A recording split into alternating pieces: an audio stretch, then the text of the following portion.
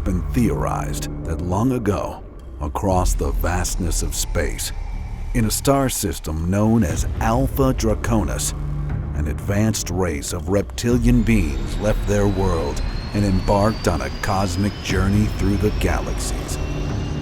Upon reaching our solar system, they discovered a third planet from the sun, rich with life, and inhabited by primitive humanoid beings. Recognizing the plentiful biological resources of planet Earth, a plan was put into effect to seize the planet for their own and to enslave the vulnerable humanoids for their own needs. Today, their descendants nefariously coexist with us, able to shapeshift into any form they choose to remain hidden. They wield global power with an agenda of deceit and annihilation of the human race. 0 hour is upon us. Brace yourselves.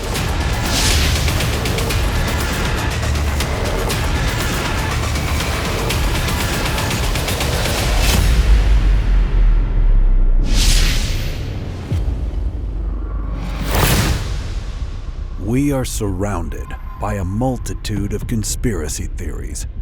The flat Earth, chemtrails, the assassination of JFK, humans living in a simulation, artificial disease, vaccines created by the government to control us, the moon landing, 9/11, the Illuminati, Planet X.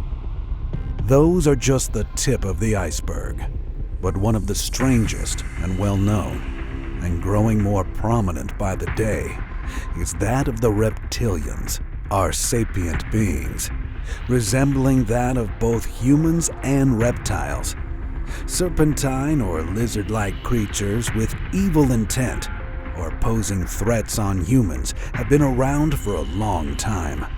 But it wasn't until the late 1990s that the idea of reptilians was popularized by former footballer and sports broadcaster David Icke, who in 1990 visited a psychic that told him he was on Earth for the sole purpose to receive messages from the spirit world. A few years later, he began speaking of a conspiracy theory, claiming shape-shifting reptilian aliens took control of the Earth by taking on human form and gaining political power to manipulate human societies. Icke has stated on multiple occasions that many world leaders are possessed by so-called reptilians, but there are others who believe that all of these supernatural and interdimensional ideas are all interconnected. That maybe these draconian laws aren't the lizard people we've come to know. Some say these theories go back to times long ago, starting with ancient texts and religious teachings, with events dating back to the very beginning of human beings. Get ready to open your mind and prepare yourself for the many possible realities that could tell us what's been really happening in our universe, and the notion that a race of malevolent beings from another star system have infiltrated Earth with the plan to enslave humanity and exploit our planet's physical and biological resources.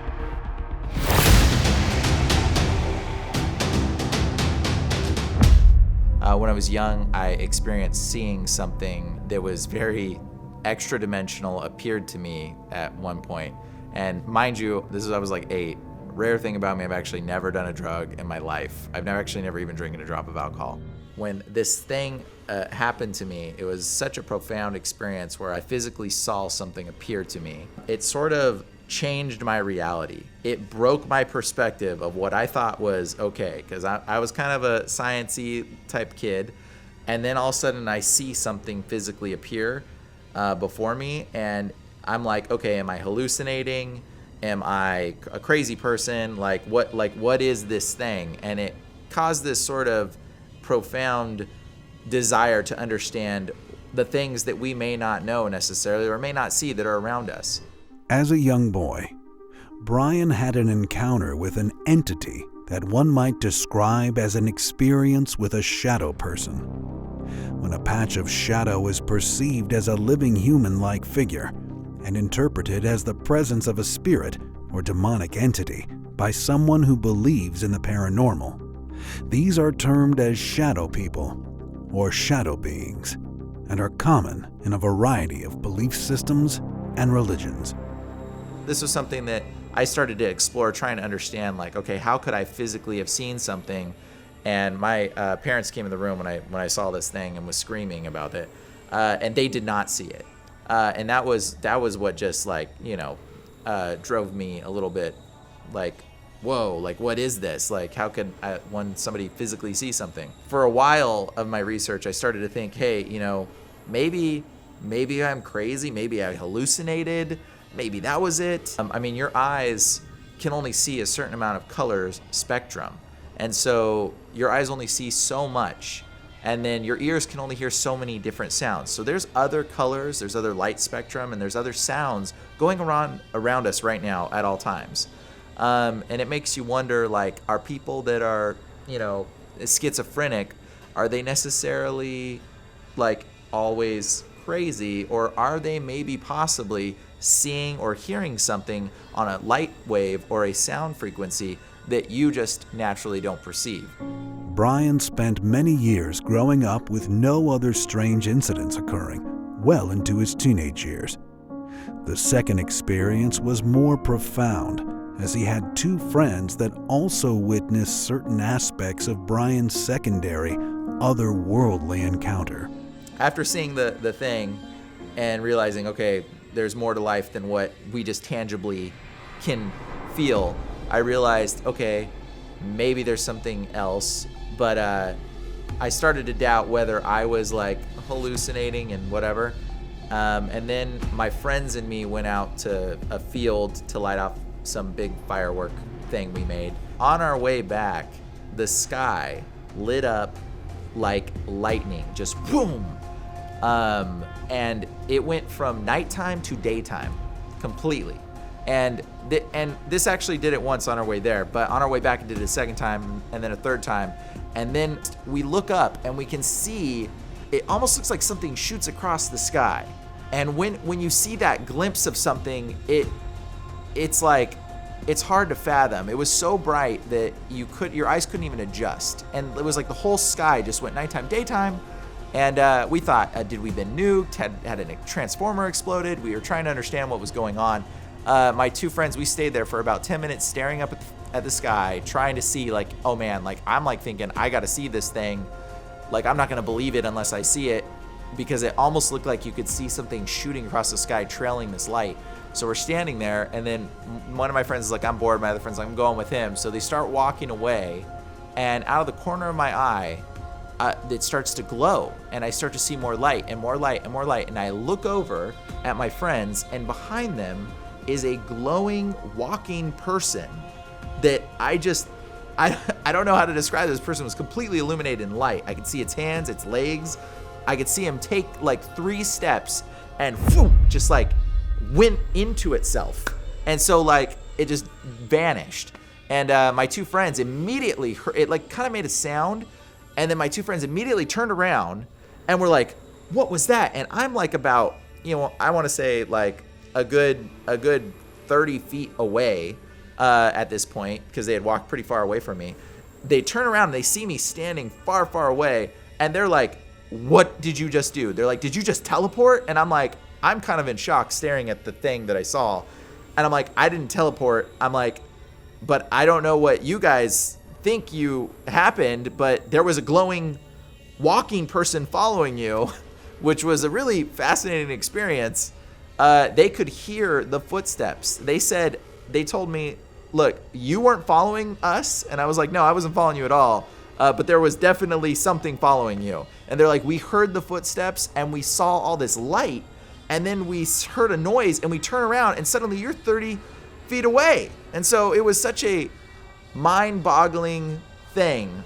And after that experience, it kind of validated to me that, okay, maybe from the initial experience where I thought maybe I was hallucinating or maybe I was crazy, after I saw the secondary experience, I was like, all right, there's got to be something more in the world that we're not quantifying, we're not able to identify, we're not able to see, or something like that. So I made some immense efforts from that point in my life. I was about, 16 or so. And from that point in my life on, I just became engulfed in researching and finding out the answers to what is the glowing thing and what is this other entity, shadow-like creature thing that appeared to me.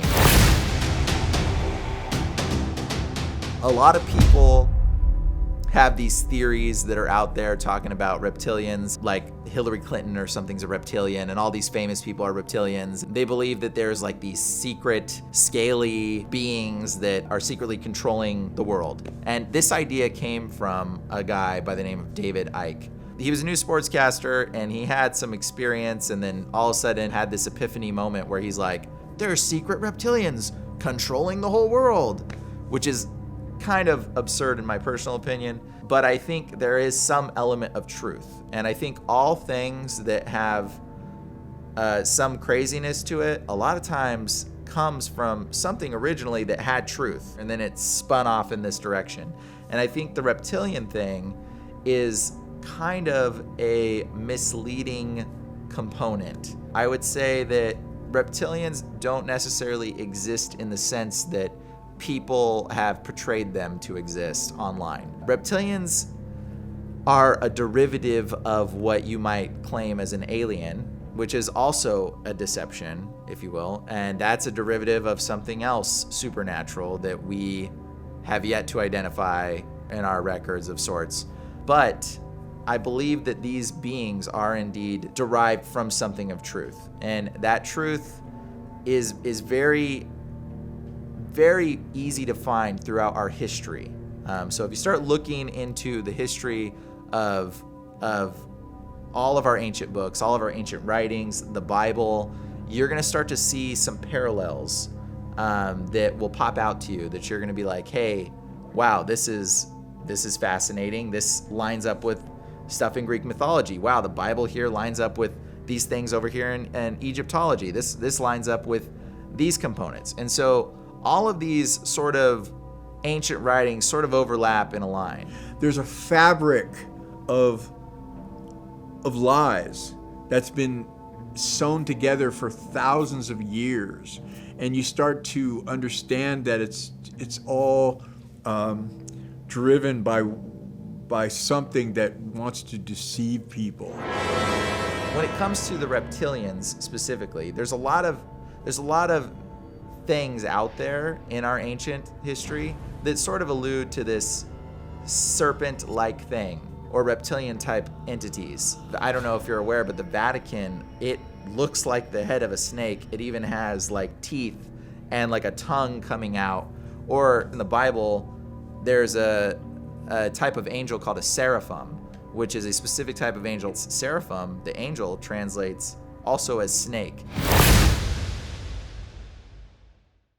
There is a powerful group of individuals that are trying to sort of control and direct the whole world, if you will, into this sort of new world order perspective that's being controlled. And David Icke is sort of touching on that element, but then he adds this whole other, and they're lizard people. And so it kind of makes you want to throw the baby out with the bathwater. And it's a red herring, if you will. Basically, people go, there's no people controlling the world. Like, you're like, maybe there is. But then when the person tells you, oh, and they're lizard people, you're kind of like, okay, there's definitely not anyone controlling the world at this point. So it's sort of a way to misdirect you, if you will, to not think that the other stuff that David Icke might be saying could possibly be accurate to some degree. It's another facade that these entities are putting on because it's all about deception. It's deceiving people. You know, the whole abduction thing, you know, the whole people that have been abducted. Usually the abducted people who tell these stories of what happened, they usually have a channel of, they've opened a portal some way. And what I mean by that is you can open a portal any way you want to. You know, it's about intent, and it's about, I am doing this because of this, and this But usually it's with occult objects like tarot cards or Ouija boards or anything like that. You are opening a portal for entities or things to come through, and they can manifest in any way they possibly can. And so the whole thing about the blood, these dracoids, reptilians sucking blood, and all this stuff. I mean, it's kind of wonder. You gotta think about it, because in the satanic world, there's blood rituals. Why are there blood rituals? Why it's all about the blood. It's even the vampires. Life is the blood, It's like it's all about blood. And ironically, these demons don't have blood. They're bloodless. So some say that they could never be forgiven, and that's why they're obsessed with it. And then, of course, have adrenochrome, people drinking this blood to become younger and to get high and all this crazy stuff. And it's just a fascinating world, but it's really, really, it's full of deception. I mean, biblically, God forbade the occult in the Bible. Why did he do this? Because you are opening your mind to deception. And the enemy is always referred to as the father of lies. Okay, the father of lies. So anything working with the enemy is an emissary of the father of lies. More specifically with reptilians, what I think it is that they are witnessing these elite aliens, if you will, that are reptilian in nature, that are controlling the world. These aliens actually have roots from where this sort of information is derived from, and they're called Nephilim.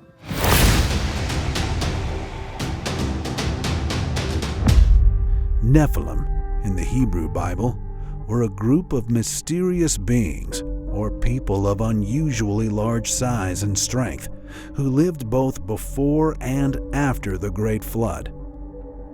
The Nephilim are referenced in Genesis and Numbers, and are possibly referred to in Ezekiel.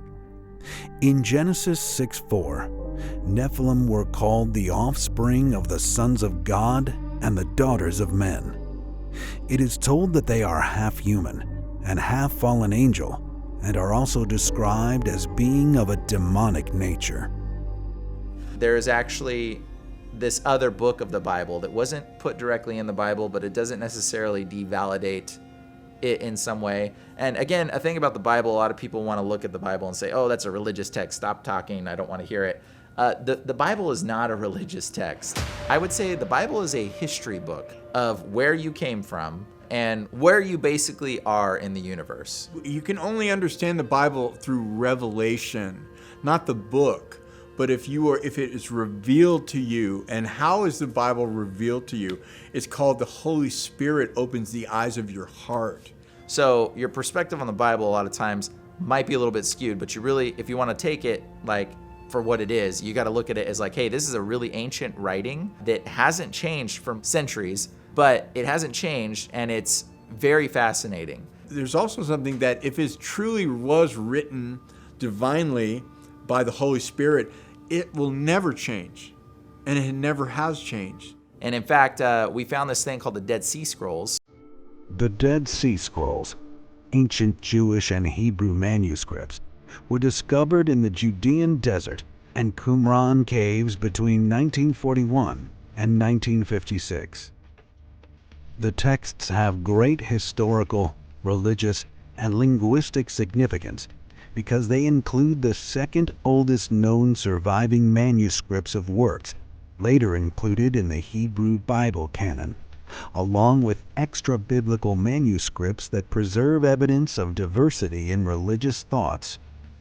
The new Dead Sea Scrolls fragments, considered the oldest ever discovered, were found in Israel as of March 2021.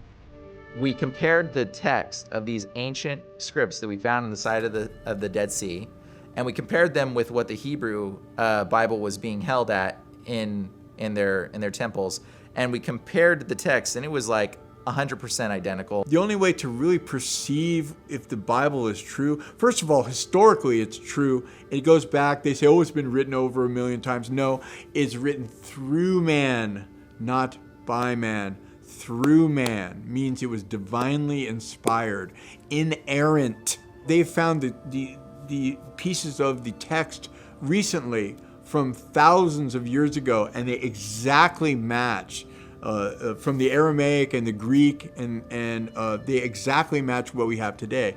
So we discover this writing, and we compare these things, and we realize inside that Dead Sea Scrolls is this book that has been missing, which is kind of like sort of a key to a lot of understanding this reptilian type stuff as well. But it's fascinating to hold that candle up to the demonic world and see what's really going on. This missing book is called the Book of Enoch.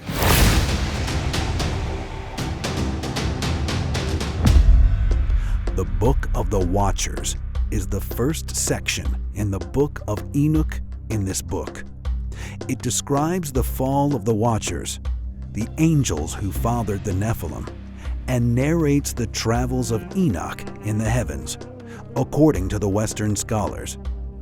This section is said to have been composed in the 3rd or 4th century BC. It's the 3rd most copied book in the Dead Sea Scrolls. After finding it in the Dead Sea Scrolls, kind of validates that it was supposed to be in the Bible, and that for some reason it just wasn't put in there by the Catholic Church when they were canonizing it. But this book talks more specifically about these angels that came down from heaven and mated with women and created a race of giants that took over the earth, which, mind you, in Greek mythology, giants are the Greek gods. And then they're called Anakim, the angels are in the Bible, and their children are called Nephilim. There was something called Nephilim, which was demons who looked at how fine the women were that God created and had sex with them and created Nephilim, which are half demon and half man, men of great renown. They were giants. They have relationships and were born to them giants, and they were known as the men of renown. See, there's a whole thing about giants in the world that people are not talking about. In Europe, in a lot of the museums, there are bones of giants, not in America. Even though there's many pictures of them finding giant Nephilim bones in America. Man, Smithsonian supposedly has them all. You know, they just don't want any of that known.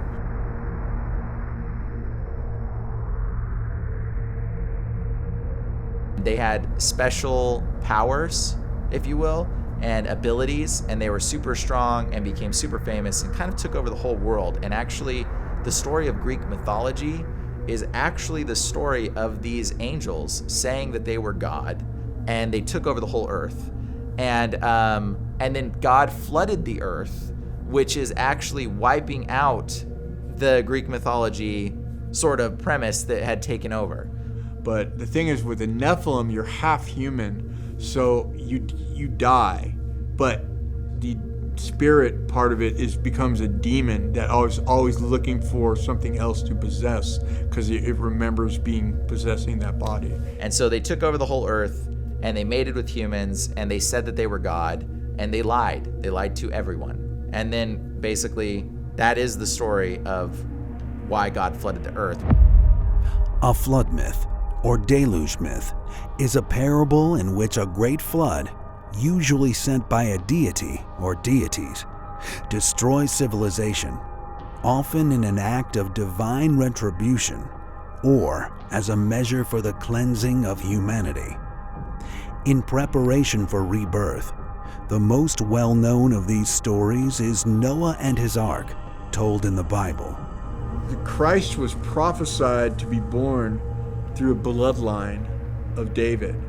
So anything they could do to screw up that bloodline, the Christ would never be born. Thus, Nephilim, they started interfering with the bloodline and having children. So anything to screw up the bloodline. That kind of talks about these entities, and it changes your perspective of the Bible to some degree, because you realize that these race of giant beings and super beings, if you will, because they're of varying size, but these super beings basically continued to take over the earth. And that was the entire battle throughout the Bible. In fact, I'm sure many of you have heard of David and Goliath. Well, Goliath was one of these super beings. He's called a Nephilim. I'm sure you've heard of Sodom and Gomorrah. I don't know if you're familiar, but this is the story that a lot of Christians will tell you it was about homosexuality and that God wiped out the whole city of Sodom and Gomorrah because of homosexuality. When reality is, when you look in Sodom and Gomorrah in the actual story in the Bible, you find out that there is this word great men and lesser men. And the word great men is actually the same word used that was born to the children, the great men, the giants, the men of renown. So you find out that the story of Sodom and Gomorrah changes very different. And in fact, in Hebrew, the word homosexuality is a specific word in Hebrew, but it's not the word that's used in the story of Sodom and Gomorrah. In fact, it says seeking after strange flesh, which makes you wonder, why does the church adopt this word for the term sodomy? Is kind of unusual when the Bible doesn't even use this term. It actually uses the word seeking after strange flesh, and it doesn't say anything else other than that. It doesn't say bestiality, which is also another term that is in the Hebrew, has a word for it. So the strange flesh kind of makes you wonder. We don't really know what that is, but when you read the word great men, you realize the city of Sodom and Gomorrah was trying to remake the lineage of these half-angel, human Nephilim creatures. Another point about Sodom and Gomorrah you can kind of take away from this is that every time an angel appears to someone in the Bible, the person sees the angel and is frightened or says, "Oh my gosh, are you for me? Are you against me? Don't hurt me." Except for one time. When the angels appear in the city of Sodom and Gomorrah, the men of the city say, "Give us those men so we can have our way with them."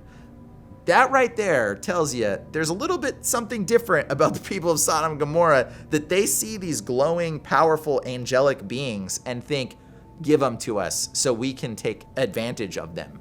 So you know that there's something different about them. Jonah and the whale. A lot of people have heard of this story of Jonah and the whale. This is a story where God's like, "Hey, go talk to those people in this city of Nineveh." And Jonah's like, "No, God, they're sacrificing each other, eating babies, and killing each other. Kill them. Wipe them out like you wiped out Sodom and Gomorrah." And God's like, "No, go and talk to them." And Jonah's like, "No, dude, I'm out." Gets on a boat, takes off on the boat, and then the waves crash, and then he's like, "Okay, God." And then the people are like, "Get off our boat." So they throw him off the boat, and a whale comes and swallows him, right? And then spits him up on the shores, and this is the story. And so then he's like, "Fine, I'll talk to the people of Nineveh." He talks to the people of Nineveh. They are all like, "Oh yeah." And he calls down fire from heaven. They all turn to God, right? Now, what's the difference between the people of Nineveh and the people of Sodom and Gomorrah? The people of Nineveh are human. The people of Sodom and Gomorrah are great men, or Nephilim. Joseph Campbell, well-known professor of literature and highly regarded as an expert on both religion and myth, has noted several similarities between the story of Jonah and that of Jason in Greek mythology. This includes the names of the heroes, the presence of a dove, the idea of fleeing like the wind and causing a storm, the attitude of the sailors, and the presence of a sea monster or dragon threatening the hero or swallowing him. This is just one of the many examples of similar stories throughout many religions and cultures. When you read the Book of Enoch, you start to see this pattern, and all the stories that you've been told as a child in the Bible, they're very different than what you suspect them to be. There's another example is when Moses goes into the Promised Land after escaping Egypt. Many of you have heard this story, but when he goes into the Promised Land, he sends in scouts. They come back and they say, "We don't want to go in there. There's giants." Again, that giant word is again the word Nephilim. Nephilim is what is in the city, basically giant beings that God says go in and kill every man, woman, and child. And that sounds kind of cruel and miserable and kind of terrible to some degree, but when you understand that these beings are not human, that them dying is actually sort of saving them from creating a longer race of them. So when it says kill every man, woman, and child, you gotta understand the context of what these Nephilim are. So the Book of Enoch kind of explains what they are. Basically, it says that they're not fully flesh and they're not fully spirit. So what they are is when an angel came, these angels They're called Anakim, which is where we get the term Anunnaki, actually. They were the creators. They created them. They came out of the spiritual realm and manifested into a physical body and mated with a human. And so their body and their soul were born in one. The Book of Enoch says that they're not fully flesh, they're not fully spirit, that when their body dies, their spirit will forever remain trapped on earth and be referred to as an evil spirit. A lot of people see ghosts or demons or leprechauns or whatever, even Bigfoot to some degree, and even the lizard people, reptilians. All these things that they're seeing, they're not actually real things. They're not actually physical things. What they're seeing is disembodied half-angel humans that have lost their physical body, and all is left is their spirit. And their spirit once had a physical nature, so for some reason they're able to manifest a physical entity for just a split second and hang on to it. This is a thing that people talk about when regards to ghosts in your house and why they don't like cats. I don't know if you've heard this, but ghosts supposedly don't like cats. And the reason why is if you have a ghost in your house, get a cat as the solution, because these entities lost their body. So they're able to do things, little things, like push stuff off a shelf, make footsteps in your house, shut a door, do some weird supernatural boo boo boo boo. They can do these things, but what happens is, let's say it takes a lot of their energy and their effort to do it. So let's say this Nephilim, half-angel human, he turned invisible. It's like, it would be basically like you dying and you turn invisible for the rest of your existence. Like, what are you gonna do? Like, you can walk around, you get bored at one point, eventually you're gonna be like, can I touch things? So let's say this half-angel human is like, I'm gonna push this cup off the shelf, and he's like trying with all of his energy to try to knock the cup off the shelf, and then all of a sudden, boom, the cup goes flying off the shelf, and you're like, oh my God, did the cup just go flying off the shelf? And he's like, I'm validated, I'm real. And it's like giving him a sense of connection and validation and acceptance, right? So this is how Nephilim sort of exist at this point. They're disembodied half-angel humans. There is a group of Nephilim that still have a physical body, and this is where the reptilians come in. Aliens, according to a few different sources, there's a documentary on Vimeo called Higher Entities, and it explains some of these aliens in a little bit more in depth. And there's an individual, Stan Deo is his name, who talks about interacting and working with the government in direct connection with these alien entities. And according to Stan, he says that when you got up close to the aliens, their skin actually looks kind of scaly. Now, the aliens are a little bit more real than just ghosts. The aliens are a little bit more tangible, if you will. They are the non-deceased bodies of the Nephilim today. This is where I'm going to explain something about genetics.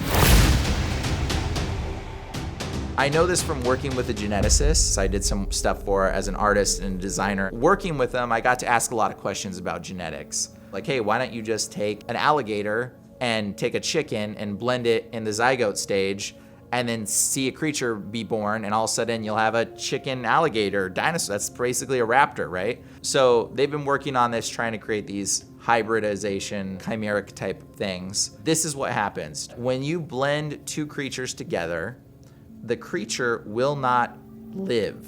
It will grow up into the point of hatching or being born. It will take a breath and it will die. Now, this is a very strange thing. Geneticists have been trying to figure this out for a while. It's maybe not very popular. I only know this because of direct connection with the geneticists, but you can take a bat and a pig, blend them in a zygote stage, and it will grow a creature. And up until the point of it hatching, it will take its hatching breath or birthing breath, and it dies. We don't know why that's happening. Right now, just recently in the news, we announced the first monkey-human hybrid, and the government just awarded, I believe it was $4 billion to chimeric research, which is human and animal genetic splicing DNA, funded by our government, which is borderline unethical, because what is the creature born? Is it human? Does it have rights? Is it going to think like us? It's been this taboo subject for a very long time, but ironically, this just happened a few months ago. So when you get into what these chimeric type creatures are, you got to reference back to the Bible or spirit realm or understanding of life in that regard. And you can kind of pull a comprehensive idea here. So I believe that when God sees the alligator and the chicken and mixes them, like when God sees an alligator, the alligator is born and a spirit is put in that alligator, and the spirit is what gives that alligator life. Now, the same with the chicken. It has a lesser spirit than what a human might have, but a spirit goes into it and it has life. Now, when you blend the two together, I think God basically says, well, it's not a chicken, it's not an alligator. I'm not going to give it a spirit. I'm not going to give it life. And this is the interesting part. Well, this creature is still alive up until the point of birth, but it doesn't have a spirit. And that's when the entities, the disembodied half-angel humans that lost their body, can then basically hijack this creature and rebirth itself into the physical realm and give itself life again. And so the reptilians come from this sort of understanding. I think what has happened is the reptilians are a derivative of human genetics spliced with reptile and whatever other creatures that they sort of still look like human, but they have enough animal mixed in DNA that when the creature is growing up to the point of birth, it will be born and die. But at that moment, unless there is a Nephilim spirit present to inhabit that body and give it life. And throughout history, we actually have evidence of some of these types of things. We have found archaeological remains of things from Greek mythology, places like Mount Olympus and such. We have found sort of these type of spaces, and there is skulls that we have found that are anomalous, that we have tested and don't line up with any human genetics whatsoever. The Paracas skulls, these are skulls that have twice the brain cavity of any normal human. They've actually genetically tested them, and they are so dissimilar to humans that it's unmatchable. But yet we don't talk about these, but they're found all over the world. In fact, King Tut was one of these things. They call them coneheads. In fact, the movie Coneheads came from the fact that we were finding these skulls all over, and we were like, hey, what are these giant, huge skulls with twice the brain cavity of a normal human? Oh, they've got to be aliens. Nefertiti's was one of them, and Nefertiti's had 6 daughters in Egyptology, and they all were projected and drawn in that way with these elongated cone heads. That's why Egyptians wear those funny hats to kind of disguise whether they were one of those beings with those weird elongated cone heads. Again, those were descendants of Nephilim. And Nefertiti's, and ironic, you can look at her name as Nefertiti's, which Neph in Egypt means beautiful one, but you got to think, where did the term beautiful one come from? And all of the beings, all the people in Egyptology that have these weird cone head things have the words Neph, like Nefertum, Nefer-Oskep. Like these are all different Egyptian rulers and names that all possess the word Neph in their name, and ironically have this elongated cone looking head, which ties into, again, mixing of genetics, again, which is also in Egypt.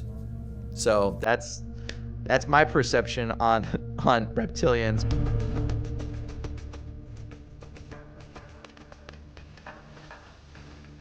It is clearly seen in many hieroglyphics of various cultures that humanoid creatures, some human and some part animal, are depicted. At times, they are even larger in stature. Were our ancient ancestors experimenting with genetics from technology given to us by the Nephilim? Or were the Nephilim exploring genetic and DNA splicing on humans and animals?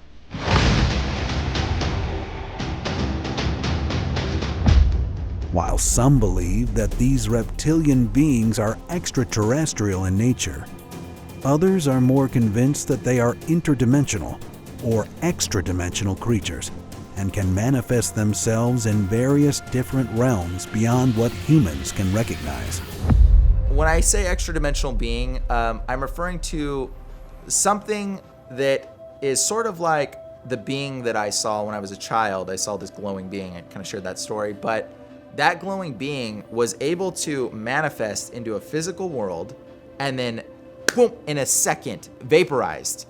So when we say extra-dimensional being, what I mean is like there is a realm, again, there's colors and there is light and there is sound that we are not able to perceive. There is the mantis shrimp, I believe it is. There's a shrimp that actually can see a broader spectrum of colors. There's a lot of colors and light and things going on around us. And when I say extra-dimensional, what I mean is it is something that exists in the color spectrum, the light spectrum, and the sound spectrum to which we don't naturally perceive. It's almost like there is an overlaying world on top of our world that these beings can go from this realm into this realm, and into this realm, and they can kind of, it like overlays Earth, but it's a different realm, and it's perceived on different levels. Some theorists believe that people with mental illness, such as schizophrenia or paranoia, who see or hear things, may be channeling or tuning into another dimension, or possibly light or sound waves, due to a chemical imbalance that unaffected persons don't perceive because of normal brain function. And in fact, when we talk about perception on different levels, this is a very interesting fact about Tesla. Tesla is one of the earliest inventors of the radio. And I don't know if you know this, but when Tesla created the radio, the first thing he started to notice was he was hearing voices coming through the radio, which is mind-blowing because no one else had a radio. And he said specifically, these voices sounded like humans talking in a language he did not understand. Now, take that for what you will. I mean, the guy's pretty brilliant. You can look at the stuff that he says. I don't think he was crazy per se, but you gotta wonder, what did he mean by that? In fact, this drove him so mad that he wanted to build the biggest radio ever to pick up on all of the voices that he was hearing. So they did this. They built this giant radio tower that they started working on that eventually he died before they finished it, but they canceled the project when they found out the reason why he wanted to build the tower was because he wanted to hear and listen to the voices that he was getting from his radio device, which is valid. Like, I mean, the man said he was hearing voices. Now, my theory personally is that he might have been able to decode some of these voices, and what these voices might actually have been were the angels, the Nephilim spirits speaking on that frequency that humans just didn't pick up on. And he happened to create a device that was able to pick up the frequencies and was able to listen in on what these beings were saying. And in fact, there is a famous person, I believe that it was called The Conjuring of Ra. She was a medium, famous medium that did a whole interview process with some individuals talking about conjuring this spirit, Ra. Ironically, Ra happens to be, again, one of the Egyptian gods. In conjuring this spirit, Ra, the spirit even says a misnomer and tries to play off that Tesla was one of them. And so the woman doing the conjuring through Ra says that Tesla was one of the spiritual entities that were aliens, that were superpowers that created the world. And Tesla was reborn as a human to advance society, and his memory was taken away when he was reborn as a human. And so that's why he knew all those things that he knew. When the reality is, I think he might have been picking up on the angels' language and decoded some of it and created some of the devices he actually made. That was from over listening to the voices that he was hearing on the radio. So, very interesting, strange fact people don't know about. Similar to what some believe is Tesla receiving his knowledge from a supernatural source, advocates say the Nazis were also given intelligence on advanced technologies because of their nefarious fascination with demonic and occult practices. It is also said that Jack Parsons, an American rocket engineer, chemist, and known cultist, was given the technology for the first rocket engine by a demonic entity, which was most likely a Nephilim being.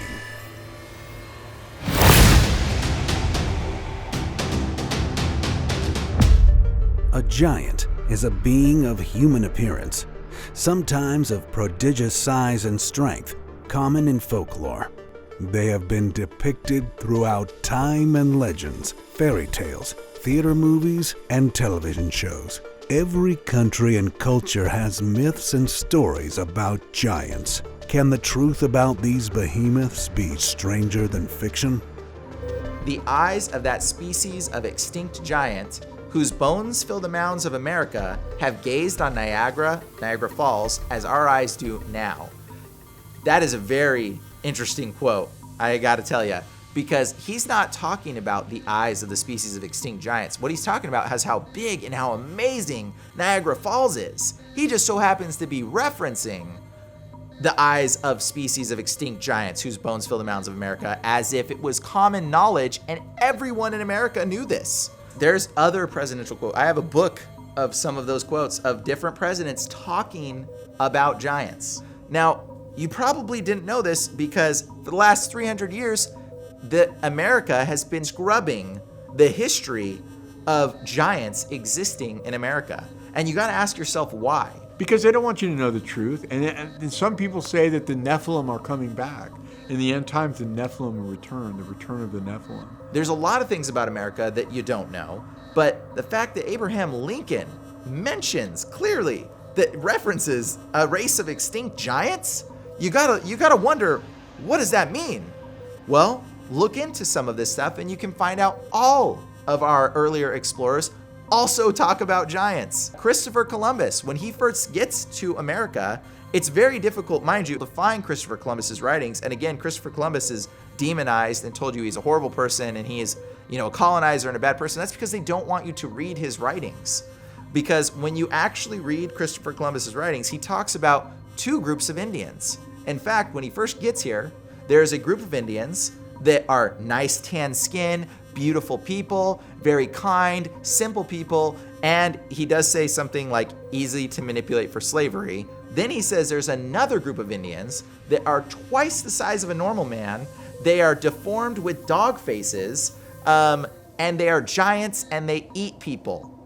So what happened with America is when people got to America, they heard these rumors of giant savage Indians that ate people, and they come over in ships and they're like, and they see the other Indians and they totally forget that the other Indians are even a thing. And they're like, they see them like, oh my God, are those the Indians that eat people? And the other guys are kind of like, well, no, no. And then like they go and they just murder them. They wipe out a lot of the population of Native Americans because they heard the rumors of giant Indians that eat people and they totally forget the fact that they were giant. But you see what happened was Christopher Columbus got here. The Native Americans, the normal ones, saw the guns that Christopher Columbus had and were like, oh my gosh, can we have those so we can kill the giant Indians that keep eating us? And so Christopher Columbus gave them the guns and they went and wiped them out. So they died pretty fast. There was not a lot of them left by that time. And even the Aztec talk about this. And even Magellan talks about this. He actually, in his log, talks about coming across 4 giants. Mind you, everything else in his log is pretty bland. But he comes across 4 giants, he says, and 2 of them they trick because they're the size of a normal man, but they're children, so they're naive. They're able to trick them into shackles, thinking they're bracelets or whatever. And then they trick these 2 giants. They freak out. The giants scream. They get them onto the boat, and then they die of scurvy because they have to consume more than a normal man can consume. And they die, and the rotting carcasses of these 2 dead giants were so terrible that they dumped the giants' bodies overboard. And this is in his log. You gotta wonder, like, wait, what? This is in his log. And then Hernan Cortez, one of the earlier explorers who came to America, which was the motivation for Christopher Columbus, again, talks about giants. Hernan Cortez in Lexicon comes in contact with the Aztec and the people in the area, and they present to him giant bones. And he says it again in his log that the leg bone from the hip to the knee was as tall as I am. That's a quote. You can actually look this up still on the internet and read his talkings. And he says that he shipped the giant bones to Kassel by the first ship that he could, which ended up in the Vatican, which also is where a lot of these skeletons and giant remains and anomalies end up, but they also go missing once they get there, ironically. All the earlier explorers, and even Amerigo Vespucci, whom America is named after supposedly, again, has a story in his log about interacting with giants, which is fascinating because he says we basically see these Indian Native American women and they're beautiful and we try to kidnap them. And the Native American men come out and fight them off. They jump on their boats, they take off, they land on an island across the way, and out of the island comes giants. They said the beings were so frightening, they jumped back in their boat and went back to deal with the other Indians that were gonna kill them for trying to steal their women. And it's such a funny thing to hear in the story in the log. But again, the school system and someone in power doesn't want you to know about this, and you gotta wonder why. So that's kind of where a lot of this reptilian deception comes from, is because there's something being hidden about these giants. There's Indian burial mounds all over. In fact, there's a show on Amazon Prime talking about the Native Americans right now, and a professor, I forget his name, but there's a professor that specifically says that he discovered a giant skeleton. And this giant skeleton was taken by the Smithsonian, and he doesn't know what happened to it. We do have remains that we have admitted to exist of these giants now. They call them Denisovans.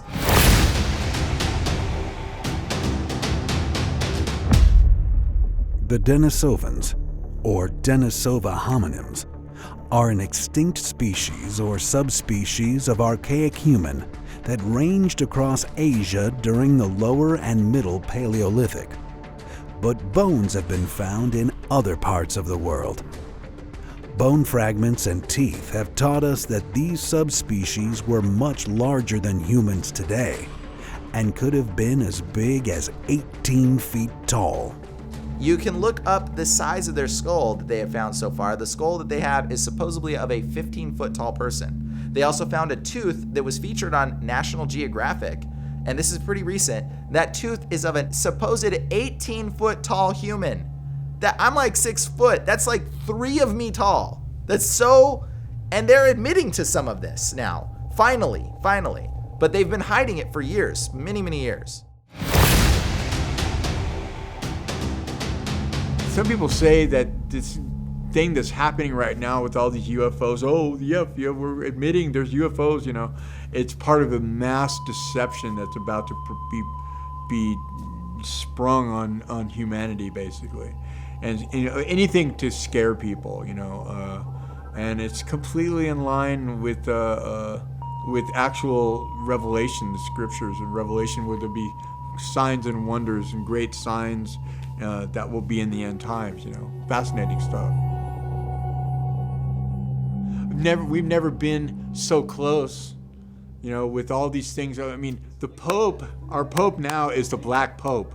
He's the Black Pope. He's a Jesuit general. The idea of there being a Black Pope in the end times does not come from the Bible, but rather from the visions of Saint Malachi. In the 12th century and 139 AD, Saint Malachi had a vision in which revealed to him that there would be 112 more popes, with the last one being the Black Pope. Interestingly, the current Pope Francis I, is Pope number 112. There never have been a Jesuit that was a Pope ever in the history of popes, okay? I did research for a guy who was doing a movie on the Black Pope. People go, that's Anton LaVey. No, it's not. It's the Black Pope is the head of the Jesuit General Order. They have a church on the Vatican grounds called the Temple of Geshu. I was doing research and found all these pictures of Hans Klovenbach, the former Black Pope. I found a picture of the Temple of Geshu with a van outside of it and 2 reptilians carrying a boy into the church. This was a black and white picture I found online. And the reptilians didn't even bother me. I mean, I'm like, okay, well, demon, whatever, But what was driving the van blew my mind. What was it? It was a cow. And this isn't like Hanna-Barbera. It wasn't a cartoon. And it wasn't, National Geographic. So what is a cow driving a car for, a van? And then I realized, in the ancient world, they worship cows as deities. So it was a demonic manifestation of a cow. So yeah, and really literally later on, all those pictures were removed from my computer, just gone. People have no idea that the actual Pope right now is a black Pope, and nothing is what it seems. The Black Pope and the Jesuits have been the target of conspiracies since 1550. These theories about the Jesuits were often fabricated by their enemies because of their intellectual and political influence. Much like the theories on reptilians, the Jesuits were believed to be some sort of shadow government, which secretly were the real puppeteers behind the scenes. The Vatican is clearly a snakehead, and when you look at the Vatican Church. So people are saying, oh, well, the Pope is one of the reptilians. Well, again, snake does represent Lucifer. In fact, Lucifer in the Bible is called the flying serpent. This is even in cultures like in the Aztec. There is Quetzalcoatl, also known as Kukulkan, which translates the feathered serpent. But this is something in even America that we, in other cultures all over, see a pattern of this serpent-like being that is also connected to world leaders and Lucifer at the same time. So it's very fascinating. There's a lot to look into things regarding this. In the scripture, it talks about Israel reforming after thousands of years. No one ever thought that would happen. That was 1947. That's never happened in the history of the whole world, that country got back together. And that was predicted in 7 different Old Testament books. And just the fact that happened, and that in the scriptures, it talks about that is the beginning of the end. But who knows how long the end is, because God operates outside of time. God created time. He is outside of time. So a day is like 1,000 years to him, and 1,000 years is a day. People talk about God, it's like, I want to understand God. Well, you have a finite mind. Your mind is like a little pea compared to the infinite mind of God, who is so beyond where you couldn't even imagine the least of his thoughts. And the fact that he cared so much for you that he had one of the Trinity, Jesus, die and shed his blood for you. It's different from every other religion in the world, because every religion makes you work. You have to work, you have to do all this, you have to chant the rosary, you have to crawl on your knees, you have to, do all these things, you have discipline, you have to do all to get to heaven. No. Christianity, there's one word that's totally different from every other religion. One word differentiates it. And what is that word? Grace. Grace. No other religion has grace. None. Buddhists, no, they have no grace. Even the Catholic Church, which is kind of like, there's some good Catholics, but I'm telling you, Catholic Church, you trace it back, that is like paganism with Christian frosting, because they worship the goddess, Mother Mary. They pray to demigods, saints. The only way to God is through their priest. And that's exactly different in the Bible. It's the only way to God is through Jesus. Jesus said, I am the way, the truth, and the life. No one comes to the Father but by me. Hello? So it's totally different. And this is my favorite subject. I love all this stuff. But I think it's very important that people shed the fear of the UFOs. They're not here to save you. They're here to deceive you. And they're here to install fear in you. And you don't have to have that fear. They say Hillary Clinton is a reptilian. Highly doubt that. Pretty sure she's human. But doesn't mean that she might not be involved in something nefarious. We don't know. To sum it up, I don't believe necessarily reptilians are anything other than a big distraction from what might really be going on. Well, they're completely demons. They're completely demonic. I don't believe that they're aliens from another planet.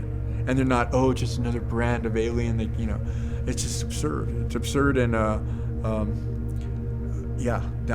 absolutely don't believe that they're real in that sense, as these Dracoids, yeah. I think reptilians are a form of, there is some truth to it, but reptilians are drawn too far. It is just a form of deception to deceive you from what they really are. And what they really are is not something that you can sort of quantify. They are extra-dimensional beings, and they are descendants of Nephilim. It's the truth. It can blow your mind out. According to a 2013 poll, 12 million people believe that the United States government and other high positions of power in our country are controlled by traditional reptilians. If this is so, what do we as a people do to shield ourselves from this imposing threat? The answer is nothing. We haven't the technology or force to combat an enemy fortified by technology light years ahead of us. A reckoning for the human race is quickly approaching, and we must prepare for its outcome.